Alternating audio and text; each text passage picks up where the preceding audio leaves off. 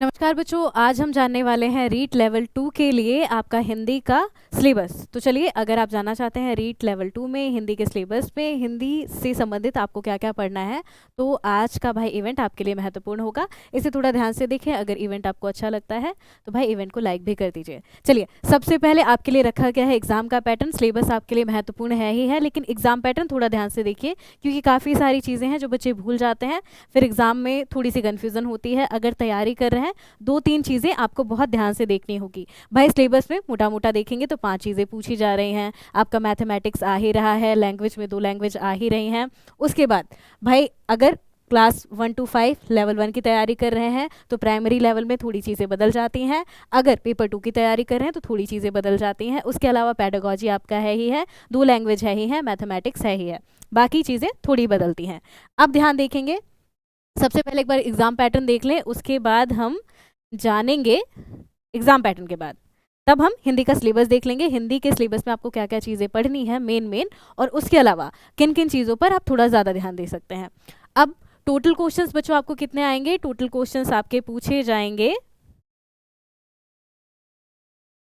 Total questions आपके कितने पूछे जा रहे हैं? ये हैं 150। टोटल क्वेश्चन 150 हैं, मार्क्स भी हैं भाई कुल 150 ही। टोटल टाइम आपको कितना मिलेगा? 2.5 घंटे का आपको समय मिलेगा। काफ़ी समय है। यहाँ से थोड़ा भले ही लगता है थोड़ा कम टाइम पड़ जाएगा, लेकिन एग्जाम देने जाएंगे इतना समय आपके लिए इनफ होने वाला है। नो भाई, नेगेटिव मार्क्स नहीं कटेंगे। कितने भी प्रश्न गलत करें, नेगेटिव मार्क्स नहीं करेंगे। आपका टारगेट तो बच्चों यही होना चाहिए, जितने ज़्यादा से ज़्यादा प्रश्न हम सही कर पाएँ करें। तुक्का कम ही लगाने की कोशिश करनी है, लेकिन भाई जिन प्रश्नों पर एकदम क्लियर है कि नहीं आता ये प्रश्न, वहाँ पर जी भरकर तुक्का लगाएं, कोई दिक्कत नहीं है। जिनमें डाउट हो रहा है वहाँ दिमाग लगाना है, जिनमें दिक्कत होती है वहाँ पर भाई तुक्का लगा सकते हैं। नेगेटिव मार्किंग नहीं है, हमारे लिए थोड़ा बेनिफिट है। पेपर 1 में देख लेंगे, पेपर 1 भाई प्राइमरी लेवल का है, क्लास 1 to 5। पेपर 2 में देख लीजिए, सेकेंडरी लेवल का है, उच्चतर स्तर का, जहाँ पर 6ठी से लेकर 8वीं तक की भाई आपको पुस्तकें, पाठ्य पुस्तकें भी थोड़ी ध्यान देनी होगी। उसके बाद सिलेबस भी आपका थोड़ा बदल जाएगा। अब आते हैं रीट 2022 सिलेबस के लिए लेवल 1 और लेवल 2। लैंग्वेज में दोनों ही जगह यही सिलेबस अप्लाई हो रहा है, थोड़ी बातें बस बढ़ जाती है। आपका स्तर थोड़ा बड़ा हो जाएगा, लेकिन सिलेबस बच्चों दोनों यही है, एकदम कॉमन सिलेबस है। तो रीट 2022 सिलेबस लेवल 1 लेवल 2 दोनों के लिए भाई आपका हिंदी भाषा से संबंधित सिलेबस में क्या क्या आएगा पहले देख लें। एक आपका आएगा अपठित गद्यांश। इसके आधार पर निम्नलिखित व्याकरण संबंधी प्रश्न होंगे आपके।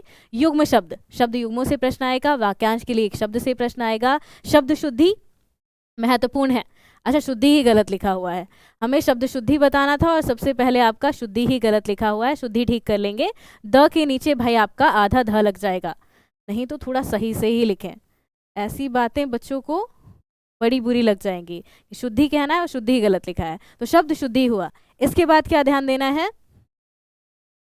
उपसर्ग, प्रत्यय, संधि, समास, संज्ञा, सर्वनाम, विशेषण, क्रिया, लिंग, वचन, काल। एक हिसाब से देखें तो सारा का सारा आपका व्याकरण का मोटा मोटा जो टॉपिक है वो ही छोटे से करके रख दिया गया है। कहाँ पर कि भाई अपठित गद्यांश के आधार पर उसके अंतर्गत क्या क्या प्रश्न आ सकते हैं, संबंधित प्रश्न है। ऐसा नहीं है कि अलग से पूछेगा, आपको एक गद्यांश दिया जाएगा, पद्यांश दिया जाएगा। गद्यांश में ध्यान दें, गद्यांश क्या है? आपके गद्य का अंश है, जैसे कि उपन्यास का कोई अंश हुआ, नाटक का कोई अंश हुआ, ये सब क्या कहलाते हैं? गद्यांश कहलाते हैं।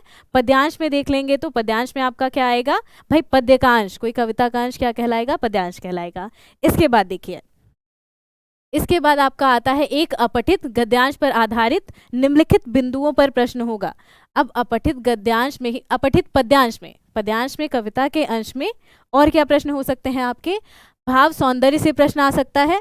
अब ये सब थोड़ा सा अगर हिंदी सही से पढ़ी होगी तो बच्चों इनसे आप गुजरते ही हैं, कोई दिक्कत नहीं है। भाव सौंदर्य देख लीजिए, विचार सौंदर्य देखेंगे, नाद सौंदर्य देखेंगे, शिल्प सौंदर्य देखें, जीवन दृष्टि देखें। अच्छा, अगर कठिन लग रहा है तो परेशान होने की ज़रूरत नहीं है। क्लास में आइए, हम डिटेल में इन पर चर्चा करते हुए, डिटेल में एमसीक्यू करते हुए, पढ़ाई करते हुए चल रहे हैं, तो परेशान होने की ज़रूरत नहीं है। मोटा मोटा देखेंगे तो बहुत भारी विषय लगेगा, लेकिन इतना मुश्किल नहीं है भाई, बहुत सिंपल बातें हैं, लेकिन डिटेल में करेंगे।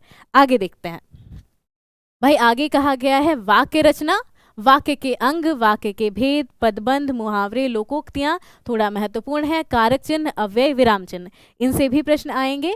भाषा शिक्षण विधि में अब यहाँ से आपका थोड़ा सा हिंदी से संबंधित पेडागोजी वाला, तो भाई पेडागोजी वाला हिस्सा भी नहीं भूलें। पेडागोजी में आपका क्या आएगा, भाषा शिक्षण विधि, भाषा शिक्षण के उपागम, भाषाई दक्षता का विकास। अब भाषा शिक्षण विधि सही से पढ़नी पड़ेगी, भाषा शिक्षण के उपागम थोड़े सही से देखने होंगे, दक्षता का विकास थोड़ा थोड़ा, भाषाई कौशलों का विकास, सुनना बोलना पढ़ना लिखना। सुबोपाली से आपको याद ही होगा कि भाई आपका क्या है, सुनना है, बोलना है, पढ़ना है, लिखना है। सुबोपाली कैसे याद कर सकते हैं, यही है आपके क्या, 4 भाषा कौशल। अब इन चारों भाषा कौशलों में कैसे आपको दक्षता प्राप्त करनी है, कैसे बच्चों को पढ़ाएं कि भाई इन चीज़ों में दिक्कतें ना हो, पढ़ाने के लिए, समझाने के लिए। और भाई आपका विषय भी थोड़ा खतरनाक है, हिंदी है, हिंदी में दिक्कतें नहीं होनी चाहिए।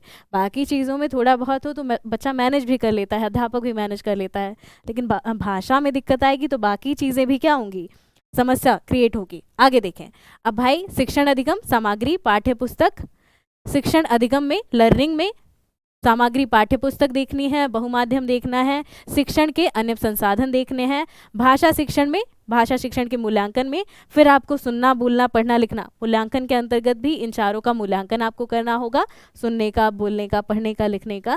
भाई बच्चों को सीखने में, मूल रूप से सीखने में, समझने में क्या क्या दिक्कतें आ रही हैं और बच्चों की समझ आप कैसे विकसित करेंगे, यही होगा आपका मूल उद्देश्य। आगे देखें, उपलब्धि परीक्षण का निर्माण, समग्र एवं सतत मूल्यांकन कैसे करें, और आपका उपचारात्मक शिक्षण। भाई जैसे डॉक्टर को ज़रूरत होती है एक पेशेंट को देखकर बीमारी की सबसे पहले जांच करना, पहचान करना, फिर उस बीमारी का इलाज करना, वैसे आप क्या करेंगे, उपचारात्मक शिक्षण करेंगे। पहले बच्चे की समस्या देखेंगे, कहाँ कहाँ दिक्कतें आ रही हैं, उन दिक्कतों को कैसे कैसे डील करना है, ये सारी चीज़ें क्या करनी होंगी, ये है आपका काम। तो बहुत छोटा सा सिलेबस है, ऐसा नहीं कि काफ़ी बड़ा सिलेबस है, भले ही थोड़ा कठिन कठिन लग रहा हो लेकिन सिलेबस आसान सा है, बस थोड़ा ध्यान से देखिए। अगर अभी भी डाउट हो रहा है तो डिटेल वाली क्लास में आएंगे, वहाँ प्रैक्टिस करते हैं। ये भाई आपको सिलेबस बताना था कि आपकी भाषा वाले सिलेबस में, खासकर हिंदी लैंग्वेज से अगर आप तैयारी कर रहे हैं तो मुख्य रूप से आपको क्या क्या चीज़ें पढ़नी होंगी, क्या क्या चीज़ें तैयार करनी है। अगर क्लास ज्वाइन करना चाहें तो यहीं पर ही आपको क्लास भी मिल जाएगी। राजस्थान एग्जाम रिजल्ट गुरु चैनल पर आपकी क्लासेस भी कुछ दिन में होने लगेंगी व्यवस्थित रूप से। अगर इससे संबंधित, रीट के एग्जाम से संबंधित कोई भी डाउट होता है वीडियो के नीचे कमेंट कीजिए।